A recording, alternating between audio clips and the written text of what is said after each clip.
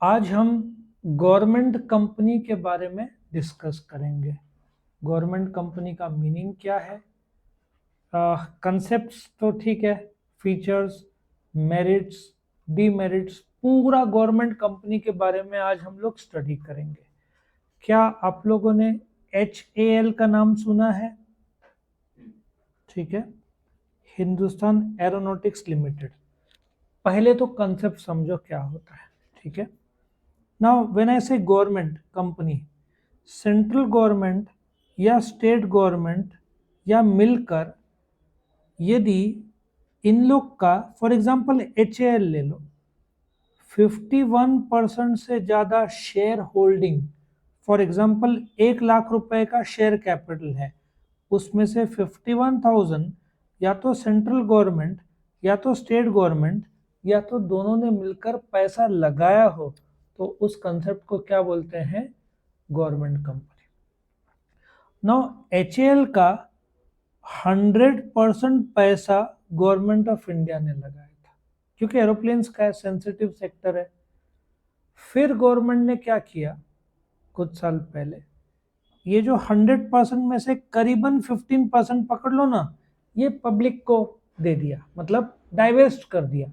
अब गवर्नमेंट के पास 85% हिस्सा है, बाकी 10 से 15% पब्लिक और बाहर है।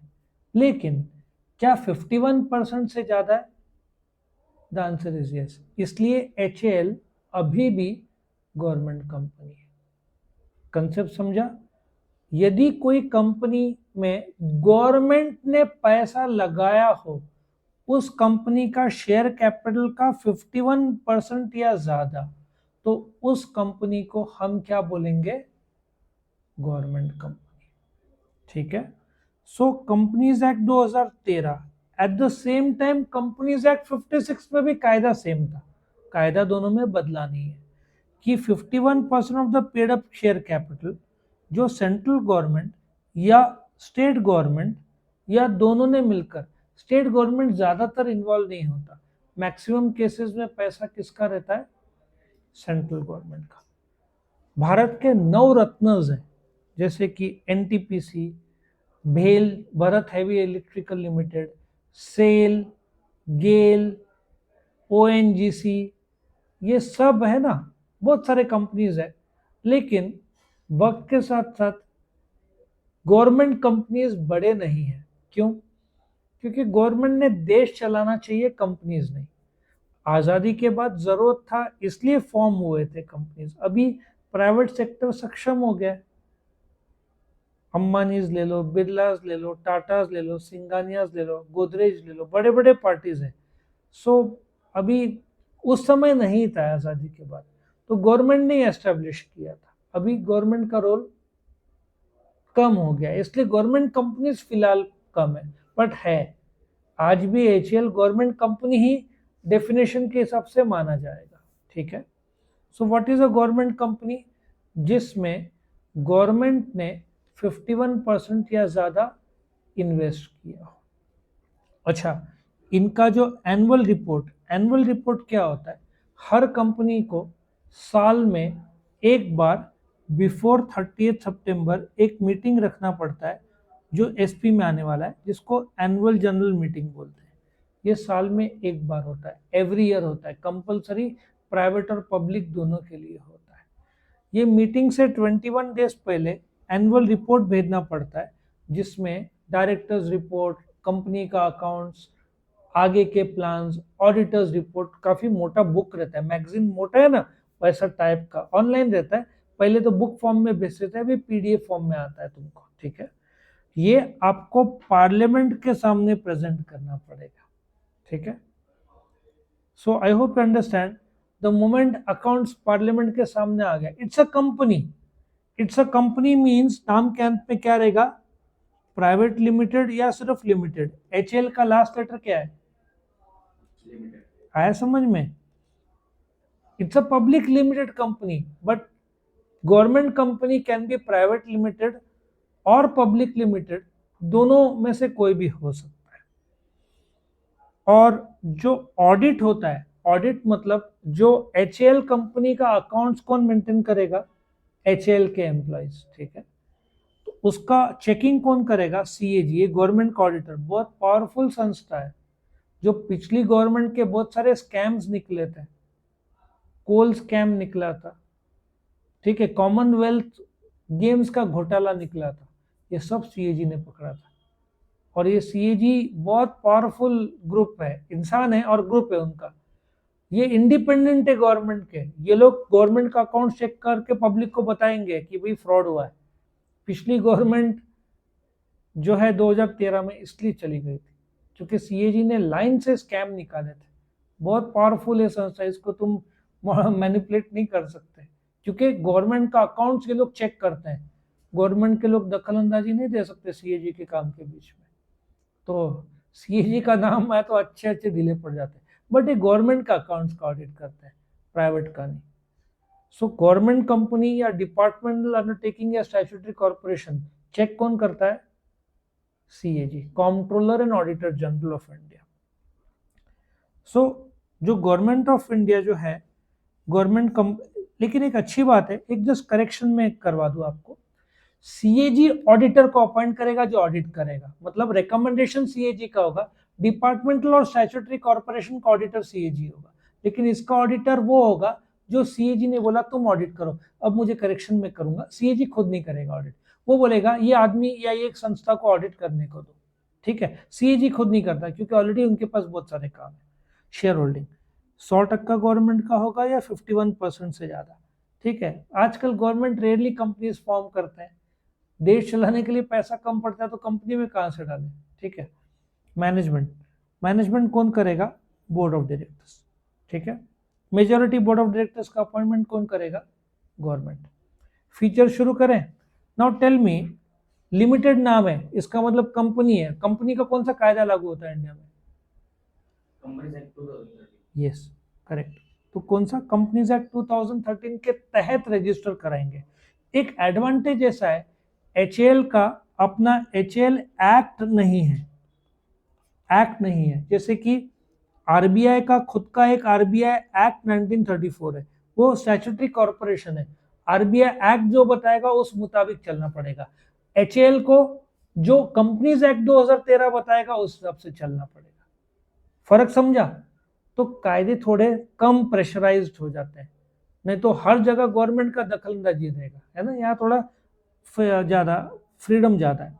सेपरेट लीगल एंटिटी, आज HAL खुद के नाम पे कॉन्ट्रैक्ट ले सकता है, कॉन्ट्रैक्ट दे सकता है, सेपरेट लीगल स्टेटस है, कानून HAL को HAL नाम से जानता है, जबकि मिनिस्ट्री ऑफ रेलवेज को नहीं, क्योंकि मिनिस्ट्री ऑफ रेलवेज गवर्नमेंट का अंग है, ठीक है। तीसरा, मेजॉरिटी ऑफ गवर्नमेंट डायरेक्टर्स, ये बात सही है कि गवर्नमेंट कंपनी है तो जो कैपिटल गवर्नमेंट का है मैक्सिमम, तो डायरेक्टर्स मैक्सिमम गवर्नमेंट अपॉइंट करते हैं। तो इसकी वजह से फिर संस्था स्लो हो जाता है कि वो ब्यूरोक्रेट्स होते हैं, वो लोग नया फैसला लेंगे तो बोलते ना, आज रफाले फाइटर जेट्स पता है ना, जो हमने फ्रांस से खरीदे, 36 फाइटर जेट्स 50,000 करोड़ के खरीदे हैं। और HAL ने क्या डेवलप किया? तेजस 2 डेवलप किया, लेकिन उसका सक्सेस इतना इंटरनेशनल लेवल पे नहीं हो रहा है। कहाँ से होगा? अमेरिका का F-15 है, रशिया का सुकॉइज है, S-21 है, बहुत सारे, स्वीडन के है, ग्रिपन है स्वीडन का, चाइना का J सीरीज है, उसके सामने अपना तेजस तो LCA बोलते हैं, लाइट फाइटर जेट है, वो भी 4th और 5th जनरेशन, 6th जनरेशन अभी चालू हो गया सबका। सो इसलिए HAL कर रहा है, प्रॉफिटेबिलिटी में भी आ गया, लेकिन जो डेवलपमेंट चाहिए होना चाहिए, जैसे बोइंग एयरबस ने पाया, HAL ने अभी तक पाया नहीं। ओन स्टाफ, गवर्नमेंट कंपनी का खुद का स्टाफ रहता है, गवर्नमेंट डायरेक्टर्स भेजेंगे, ये लोग सिविल सर्वेंट के रूल लागू नहीं होते हैं, ये लोग नॉर्मली HAL के एग्जाम देके अपॉइंट किए जा सकते हैं। प्रोसीजरल गवर्नमेंट का लागू नहीं होता है इन पे, क्योंकि ये लोग इंडिपेंडेंट है, ठीक है। और इनका ऑडिट भी CAG नहीं, CAG द्वारा रिकमेंडेड ऑडिटर करेगा, ठीक है, तो इनको फ्रीडम रहता है। मेरिट्स फॉर्मेशन आसान है, क्यों? क्योंकि आपको पार्लियामेंट का कोई रोल नहीं है, बस, ठीक है, कंपनी फॉर्म कर दिया, कंपनीज एक्ट 2013 का। स्टैट्यूटरी कॉर्पोरेशन, मुझे जैसे ICICI, पहले ICICI का कायदा बनाओ, कायदा 200-300 पेज, इसको 2-3 साल लगेगा, फिर पार्लियामेंट में प्रेजेंट करो, पार्लियामेंट मॉडिफाई करने बोलेगा, फिर मॉडिफाई करो, 3 साल बाद मॉडिफाई होके फाइनलाइज हुआ, फिर पैसा लगाओ, फिर एस्टेब्लिश करो बिल्डिंग सब, मतलब 5 साल लगता है, 5 7 8 साल। ठीक है, ये आपने कंपनीज एक्ट में मेमोरेंडम आर्टिकल सबमिट किया तो आप फटाफट फॉर्म कर सकते हैं। इंटरनल ऑटोनॉमी क्यों? क्योंकि डायरेक्टर्स गवर्नमेंट के अपॉइंटेड है मेजोरिटी, बाकी एम्प्लॉयज तो प्राइवेट है ना, तो ऑटोनॉमी ज्यादा रहता है, इजी टू ऑल्टर। आज आरबीआई का कुछ भी कायदा बदलना है तो पूरा पार्लियामेंट में जाकर आपको बदलना पड़ेगा, पार्लियामेंट में जाकर, और वो बहुत डिफिकल्ट है। सो कंपनीज एक्ट को ऑल्टर करना आसान है, गवर्नमेंट कंपनी में कंपनीज एक्ट लागू होता है। तो एचएएल ने बोला हम कुछ और इंजन भी बनाएंगे, क्या बना सकते हैं? यस, मेमोरेंडम में चेंज करना है ना, बट आरबीआई में कुछ बदलना है, पार्लियामेंट कमेटी का गठन करो, फिर पार्लियामेंट में बुलाओ, फिर वोट करो, बहुत सालों का प्रोजेक्ट है। और पार्लियामेंट को देश चलाने के लिए ज्यादा इंपॉर्टेंट है, आरबीआई का तो छोटा सा पार्ट होगा, समझ में आया? तो क्यों पास नहीं होता है यह नंबर ही नहीं आता, इतने सारे काम है पार्लियामेंट को। Discipline, the government company is subject to the provisions of companies act. तो एक प्रोविजंस है, 30 सितंबर से पहले एनुअल जनरल मीटिंग होना चाहिए, डिविडेंड 5 दिन के अंदर ट्रांसफर करना चाहिए अकाउंट में, 30 दिन के अंदर बांटना चाहिए, ये सब मैं बताऊंगा 12th में वैसे तो। लेकिन इनको कंपनीज एक्ट के कायदे स्टेप बाय स्टेप, लेकिन बोलते हैं ना, they are not directly answerable to the parliament, वो एक एडवांटेज इनको मिलता है। Professional management, board of directors qualified लोग को ही अपॉइंट करेगा, ठीक है ना। ये भी करेक्शन कर लो कि पार्लियामेंट में दे आर आंसरेबल, ठीक है, बट क्या है, पार्लियामेंट में आंसरेबल ज्यादातर कौन है? मिनिस्ट्री ऑफ रेलवेज, एचएएल, ये लोग सबका इतना डेप्थ प्रॉब्लम नहीं आता है, सबको पता है कंपनी है, चलो फटाफट क्लियर कर दो। But ministry of railway, statutory corporation, इनका डीप ज्यादा देखा जाता है, इनका इतना नहीं, इनका टर्नओवर ही क्या रहेगा, ज्यादा नहीं रहेगा। अब बोइंग जैसी कंपनी का टर्नओवर 5 6 लाख करोड़ है, तो इसका मुश्किल से 50,000 1 लाख करोड़ होगा, किसका? एचएएल का, वो ज्यादा नहीं माना जाता। डिमेरिट्स क्या है? ऑटोनॉमी ओनली इन नेम, मानते एचएएल है, लेकिन एचएएल गवर्नमेंट कंपनी है, कितने सालों से है, और डेवलपमेंट क्या किया इतने सालों से? एल खुद का फाइटर जेट डेवलप करने को, वो भी लाइट लेवल का फाइटर जेट डेवलप किया, फुल फ्लेजेड जो फाइटर जेट्स है ना, वो तो डेवलप ही नहीं किया, और वो डेवलप किया तो भी उसको इम्प्लीमेंट करते करते 2040 हो जाएगा, 2040, वो भी मिनिमम में बोल रहा हूँ। तो सोचो, ऑटोनॉमी नेम में वही ये होता, अंबानी अब तक तो फाइटर जेट आ चुका होता, क्योंकि दखलंदाजी नहीं है यहाँ पे, हर लेवल पे गवर्नमेंट का दखलंदाजी होगा।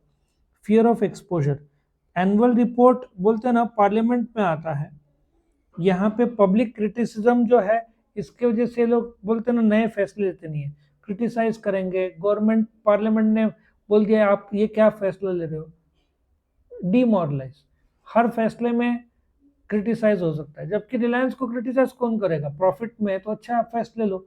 यहाँ पे गवर्नमेंट, पार्लियामेंट वाले बोलेंगे ऐसा क्यों किया, दाम कम करो, आया समझ में? जबकि प्रॉफिटेबिलिटी के लिए दाम बढ़ाना भी पड़ता है, लेकिन नहीं, सेवा भाव है तुम्हारा तो तुम दाम कम रखो।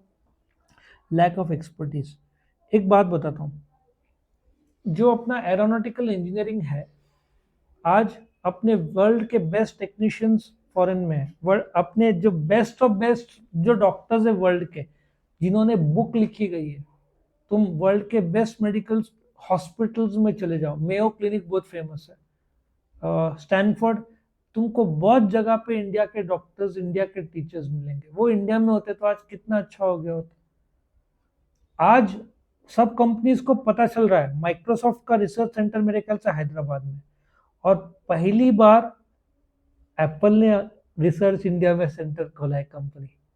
सो एप्पल के जो मोबाइल फोन्स के रिसर्च कहाँ होते थे? अमेरिका में, चाइना में, और एक आध दो देश में। उन्होंने बाकायदा एक कंपनी खोला है एप्पल का रिसर्च का इंडिया में, अब जाकर वो पुश आ रहा है अपने देश को, समझ में आ रहा है? सो एक्सपर्टीज जो है इंडिया, सब बाहर जा रहे थे, ब्रेन ड्रेन बोलते हैं इसको, पाकिस्तान में यही हुआ है, जो मेजॉरिटी जो डॉक्टर्स इंजीनियर्स जो है ना सब चले गए बाहर, और 3 में से 2 पायलट्स तो उनके नकली माने जाते हैं, 3 में से 2 या 1। हर बोलते ना,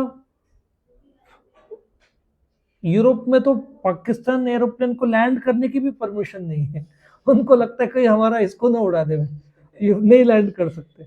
और दुबई या किसी देश ने डॉक्टर्स को बोला, सबको बोला ये हम दे रहे तुमको अल्टीमेटम, सब वापस चले जाओ, तुम्हारा डॉक्टर का डिग्री भी हमको भरोसा नहीं। सऊदी अरेबिया या दुबई की यूनाइटेड अरब हकल दिया सब डॉक्टर्स को पाकिस्तान के, और इंडिया के डॉक्टर्स वर्ल्ड के बेस्ट माना जाता है। मैं सच बोल रहा हूँ, पाकिस्तान के इनको उड़ाने की परमिशन नहीं है।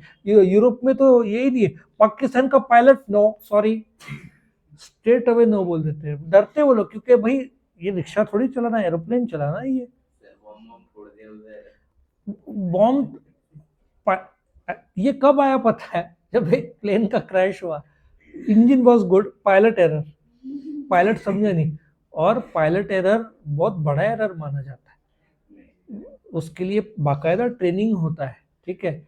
उन लोग को ट्रेनिंग ही नहीं है, जरा सा बारिश वारिश कुछ हो गया, टर्बुलेंस आ गया, तो पायलट थोड़ी झेल पाएगा। इंडियन पायलट्स बहुत, डीजीसीए के गाइडलाइंस है, director general of civil aviation, India के पायलट्स वर्ल्ड वाइड फेमस है। पाकिस्तान का पायलट का आज तुम देखो, सबने पायलट का जॉब, कहाँ पे जो जॉब है उनको, पाकिस्तान इंटरनेशनल एयरलाइंस जो पाकिस्तान में, और वो लॉस में चल रहा है, और गवर्नमेंट वो कब से ट्राई कर रही है बेचने का, बिक ही नहीं रहा है। 5 लोगों ने अप्लाई किया था, जब डेट आया तो 4 लोगों ने बोल दिया नहीं हम लोग विड्रॉ कर रहे हैं, एक बचा वो भी विड्रॉ, कुछ तो प्रॉब्लम चल रहा है, खरीदने के लिए कोई तैयार नहीं।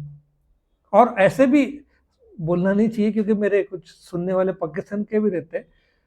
अच्छा, तो एक बताता हूँ, अब पाकिस्तान की एरोस्पेस, ठीक है, ये कनाडा में एरोप्लेन लैंड हुआ, वापस आने की फ्लाइट परसों, परसों एरोस्पेस किधर हो, स्विच ऑफ मोबाइल, वो उधर ही गायब हो गई, वो उधर ही सेटल हो गई, बाकायदा आई नहीं। ऐसे भी हुआ है। तो पाकिस्तान के पायलट्स या उनमें से कुछ लोग है ना, वो फॉरेन के देश में लैंड तो हुए, वापस आए नहीं, उधर ही भाग गए। अपना कोई तो एक्टर था, इनके नैनी रहते ना, नैनी जो बच्चे को संभालते हैं, लंदन में हुआ था ये, अरबाज खान किसी का तो हुआ था, वो लंदन में तो चले गए, नैनी वहां से गायब हो गई। क्यों? वहां पे ज्यादा पेमेंट मिलता है ना, इलीगल इमाइग्रेंट्स तो बहुत है अमेरिका में और ये सब जगह, तो यहाँ पे जैसे कि 50,000 या 60, स्टार्टिंग के डॉक्टर को 60-70 हजार का सैलरी होगा, अमेरिका में 5 लाख रुपए। समझ में फर्क? क्यों इंडियंस लोग फॉरेन जाना चाहते हैं? ये कारण के लिए। सो एक्सपर्टीज भी तो चाहिए। आज पाकिस्तान को यूरोप में मुझे नहीं लगता अलाउड है, अमेरिका में डर डर के अलाउड करता होगा लैंड करवाने, क्योंकि उतना पायलट का उतना वो चाहिए स्टेटस, और उतना ट्रेनिंग चाहिए, लैक ऑफ प्रोफेशनल व्यू। इन लोगों को क्या लगता है कि चलो बस डिसीजन लेना चलाना, लेकिन ये लोग लॉन्ग टर्म सोचते नहीं है देश के बारे में, प्रोफेशनल व्यू है ही नहीं है। इसलिए एचएल पर कई बार मैंने पहले इल्ज़ाम सुना था, ओवर स्टाफ्ड, जितने चाहिए उससे डबल स्टाफ है, ऐसा सुना था। तो लॉस होता है ना, पगार देना पड़ता है, और लॉस हुआ तो गवर्नमेंट पंप इन करेगा पैसा। वो तो कंपनी का होगा ना, लेकिन लॉस हुआ तो फिर गवर्नमेंट ही पैसा, क्योंकि 51% के ऊपर शेयर कैपिटल गवर्नमेंट का, गवर्नमेंट बंद होने देगा नहीं कंपनी को, तो गवर्नमेंट पैसा डालते जाएगा। तो एयर इंडिया में यही हुआ, 2 लाख करोड़ गवर्नमेंट ने घाटा खाया 12-15 साल में।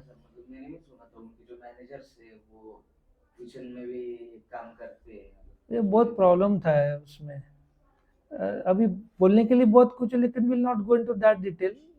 अभी तो टाटा ने टेक ओवर कर लिया, तब प्रॉब्लम्स तो अभी भी है बट सॉल्व हो रहे हैं। फिर टाटा के साथ विस्तारा अभी 2-3 दिन में या कुछ दिनों में मर्ज हो जाएगा विद द एयर इंडिया, ठीक है, एयर एशिया मर्ज हो गया, सो टाटा, विस्तारा, एयर एशिया तीनों एक हो जाएंगे।